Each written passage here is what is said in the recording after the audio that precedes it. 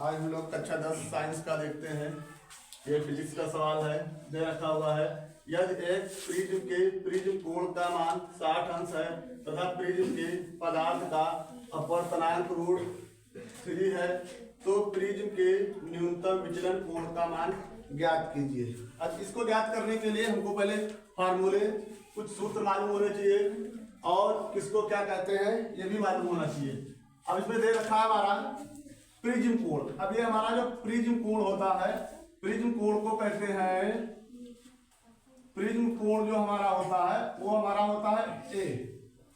अब देख लेते हैं अपवर्तनांक। अपवर्तनांक जो हमारा होता है ये हमको कहते हैं एन को। अपवर्तनांक, ये अपवर्तनांक जो होता है ये हमारा एन होता है। फिर दे रखा है न्यूनतम विचलन कोण।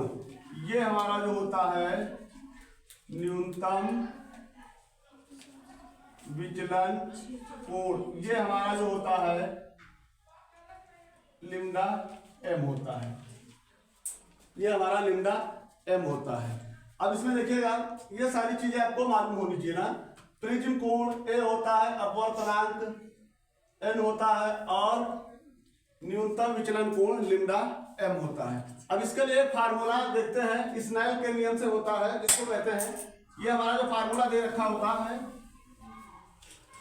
अभी जो हमारा फार्मूला है ये होता है एन बराबर sine A plus lambda M upon 2 upon sine A upon 2।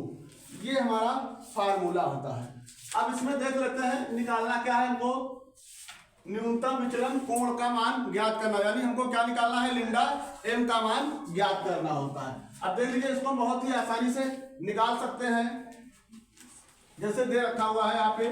अब अपवर्तनांक देखिए, एन का मान, जो एन का मान है वो हमको दे रखा है, तो हम लिख लेते पहले जो हमारा दिया हुआ है वो हमारा दे रखा है एन बराबर आपको √3 दे रखा है और ए का जो मान कोण दे रखा हो 60 अंश भी दिया हुआ है। इस सवाल में दो मान हमको क्या है दे रखे हुए हैं, एन का मान दे रखा है और ए का भी मान हमको दे रखा है ना।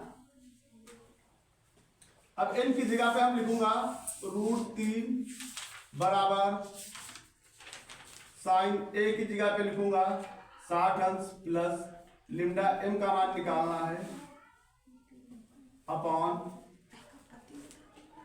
साइन 60/2।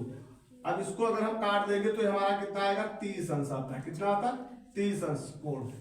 अब ये हो जाएगा √3 बराबर sign 60 plus lambda M upon 2। अब ये हमारा हो जाएगा साइन 30 अंश, ये हो गया। अब देख लेते हैं साइन 30 का जो मान होता है वो हमारा, साइन 30 का जो मान होगा ये हमारा होता है 1/2। साइन 30 अंश का मान 1/2 होता है और साइन 60 का मान √3/2 होता है। साइन 45 का मान 1/√2 होता है। जिसकी जरूरत पड़ती है उसका मान हम लोग रख लेते हैं। अब यहाँ पे देखिए साइन, अब ऐसे तिरछी गुणा कर देंगे तो ये हमारा हो जाएगा √3 इंटू साइन 30 अंश बराबर साइन 60 प्लस डेल्टा m/2, ये हुआ। अब इसको हम देख लेते हैं, साइन 30 का मान 1/2 होता है, √3 इंटू 1/2 बराबर, अब ये हमारा जो हो जाएगा साइन, ये हमारा हो जाएगा साइन 60 प्लस लिम्डा m/2। अब ये हमारा हो गया। अब देख लेते हैं इधर हो जाएगा √3/2। अब ये √3/2 जो है ये साइन 60 का मान होता है, तो ये हमारा किसका हो जाएगा, इधर हमारा √2/3 √3/2 हो जाएगा। ये हमारा साइन 60 का मान होता है। किसका होता है? साइन 60 का मान। तो ये हमारा हो जाएगा साइन 60 अंश और इधर हो गया साइन 60 प्लस लिम्डा m/2। अब देखिए जब सवाल हमारा यहाँ पे आ जाता है बन करके तो हम क्या करेंगे, साइन और साइन को हटा देते हैं बल्कि काटते नहीं है। क्यों? तुलना में। तो हमारा इधर क्या हो जाएगा, 60 अंश निकल के आएगा, इधर 60 प्लस डेल्टा m/2 निकल के आएगा ना। मगर यहाँ पे हम लोग साइन को काटेंगे नहीं। ये हमारा हो जाएगा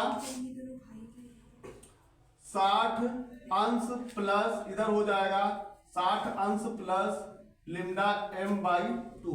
अब ऐसे तिरछी गुणा कर दोगे तो ये हो जाएगा 120। तो हमारा हो जाएगा 60 अंश प्लस लिम्डा बराबर 120 अंश।